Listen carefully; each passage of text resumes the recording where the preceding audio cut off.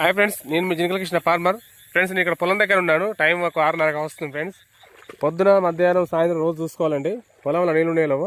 Friends, ఇక్కడ motor పోసింది. ఇక్కడ వాస్తవాన్ని చెప్పాలంటే ఈ పొలంలో నీళ్ళు ఉన్నాయండి.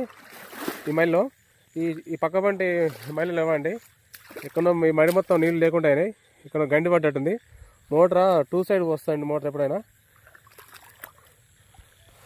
బహుశా గండి పడవచ్చు. చూడాలండి. బుర్రపొలం గండి కట్టాలి.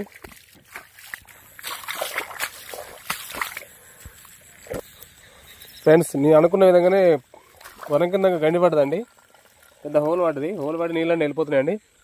కింది మళ్ళీ చాలా వరకు కింది మడి మొత్తం పట్టిపోయిందండి.